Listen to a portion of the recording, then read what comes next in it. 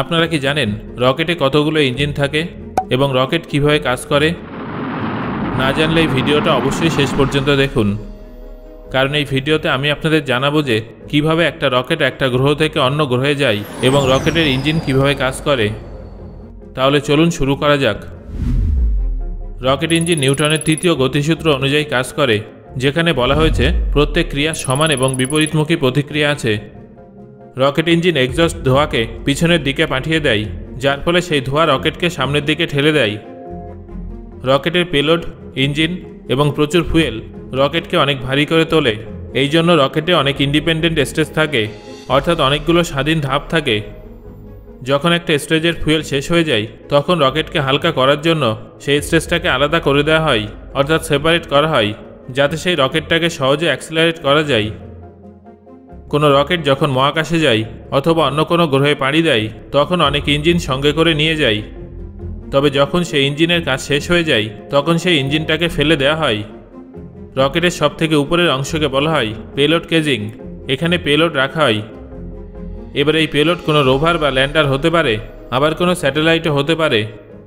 এত বড় রকেটের মধ্যে শুধুমাত্র এই উপরের অংশটাই কাজের হয়ে থাকে এবং বাকি অংশগুলো একে মহাকাশে অথবা অন্য কোনো গ্রহে পৌঁছে দেওয়ার জন্য কাজে আসে। এই পেলোডের নিচে থাকে ক্রায়োজেনিক ইঞ্জিন। এই ইঞ্জিনটা ভীষণ জটিল হয়ে থাকে, যার ফলে আজ পর্যন্ত কয়েকটা দেশই শুধুমাত্র এটা ডেভেলপ করতে সফল হয়েছে, যার মধ্যে ভারতও আছে। তারপর নিচের দিকে থাকে লিকুইড প্রোপ্যালেন্ট সিস্টেম, যেখানে ফুয়েল লিকুইড ফর্মে থাকে। রকেটের সাইডে অবস্থিত এই জিনিসটা হলো বুস্টার। এটা হলো রকেটের প্রথম স্টেজ।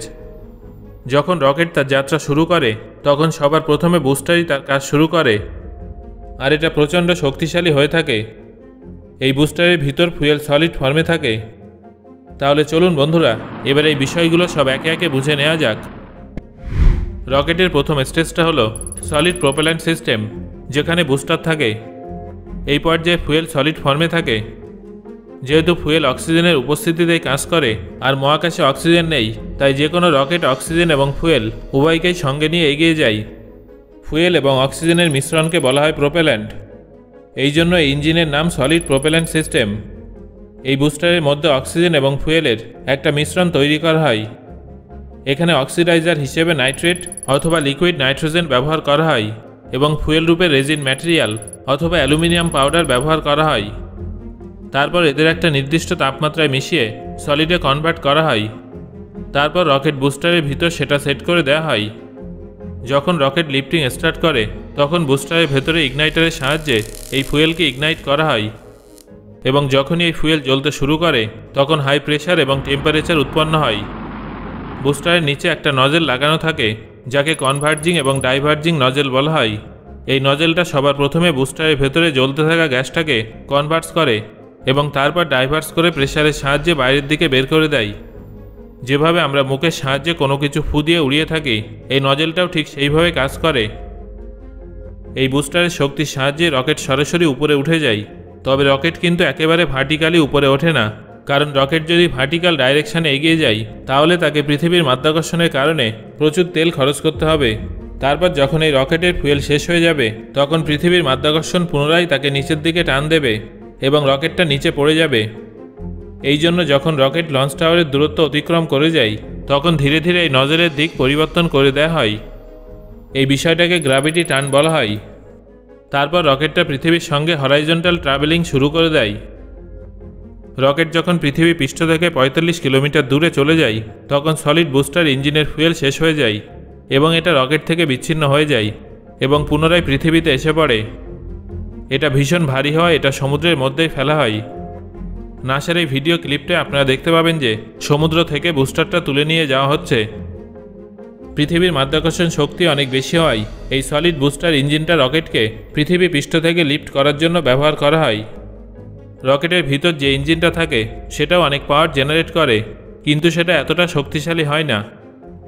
রকেটের সবথেকে উপরের অংশে যেখানে পেলোড থাকে, সেটার কেজিংও বুস্টারের সঙ্গেই বিচ্ছিন্ন হয়ে যায়, কারণ রকেট যখন পৃথিবীর বায়ুমণ্ডল থেকে বেরিয়ে যায়, তারপরে এর আর কোনো প্রয়োজন থাকে না। রকেট যত হালকা হয়, ততই ভালোভাবে কাজ করতে পারে। রকেটের বাইরের কভার অনেক শক্তিশালী অ্যালুমিনিয়াম লিথিয়াম মেটাল দিয়ে তৈরি করা হয়, আর এর উপরে থার্মাল কোটিংও করা হয়। যেহেতু রকেট অনেক স্পিডে এগিয়ে যায়, তাই ফ্রিকশনের কারণে রকেটের আউটার লেয়ারের টেম্পারেচার 1600 থেকে 1700 ডিগ্রি সেলসিয়াস পর্যন্ত বেড়ে যায়। এর জন্য এর ভেতরে যে সমস্ত ইকুইপমেন্ট আছে সেগুলো এই আউটার কেজিংয়ের সাহায্যে প্রোটেক্ট করা হয়। তারপর শুরু হয় সেকেন্ড স্টেজ, যাকে বলা হয় লিকুইড প্রোপেলেন্ট সিস্টেম। যখন বুস্টারের ফুয়েল শেষ পর্যায়ে পৌঁছে যায় তার 20 সেকেন্ড আগে থেকে লিকুইড প্রোপেলেন্ট সিস্টেম অন করা হয়। সেকেন্ড স্টেজ ইঞ্জিনেও ফুয়েল এবং অক্সিজেন লিকুইড ফর্মে থাকে। এই ইঞ্জিনের থ্রাস্ট কন্ট্রোল করা যায়, তবে ইঞ্জিনটা অনেক বেশি জটিল এবং অপেক্ষাকৃত কম শক্তিশালী হয়ে থাকে। এই ফুয়েল কন্ট্রোল করা যায়। এই ইঞ্জিনে দুটো ট্যাঙ্ক থাকে, যার মধ্যে একটা ট্যাঙ্কে ফুয়েল ভরা থাকে এবং অন্যটার মধ্যে অক্সিজেন থাকে। যখন এই ইঞ্জিনটা অন করা হয় তখন টার্বো পাম্পের সাহায্যে ফুয়েল এবং অক্সিজেন কম্বাসন চেম্বারের ভিতরে পাঠানো হয়। তারপর কম্বাসন চেম্বারের ভিতরে ফুয়েল জ্বলতে থাকে। টার্বো পাম্প ফুয়েলকে পাম্প করে এবং এটা টারবাইনের সাহায্যে চলে। এই জন্য এটাকে টার্বো পাম্প বলা হয়।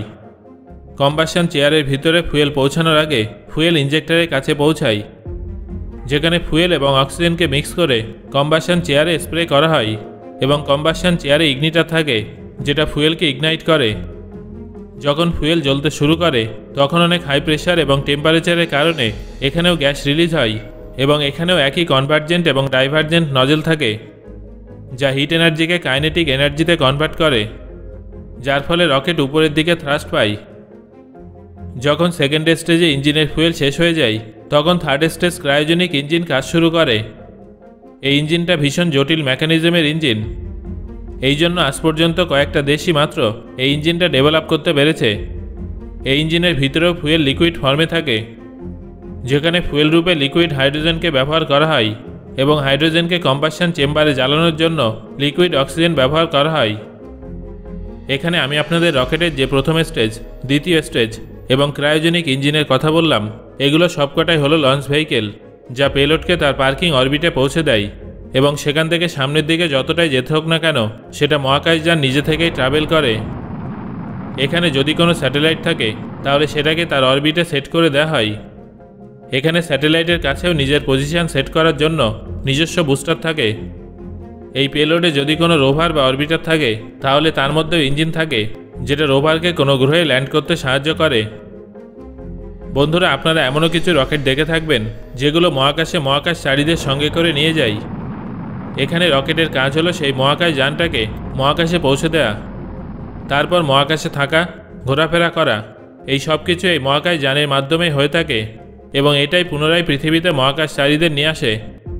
তাহলে বন্ধুরা, এটা তো বুঝতে পারলেন যে বিশাল এই রকেটগুলোর বেশিরভাগ অংশ জুড়েই থাকে ফুয়েল। এই রকেটের প্রত্যেকটা ইঞ্জিনের আলাদা আলাদা কাজ থাকে। যখন যে ইঞ্জিনের কাজ শেষ হয়ে যায় তখন সেটাকে রকেট থেকে বিচ্ছিন্ন করে দেওয়া হয়। এইভাবে একটা রকেট পৃথিবীর থেকে মহাকাশে অথবা অন্য কোনো গ্রহে পাঠানো হয়ে থাকে। সো বন্ধুরা, এই ভিডিওটা আপনার কেমন লাগলো সেটা অবশ্যই আমাকে কমেন্ট করে জানান।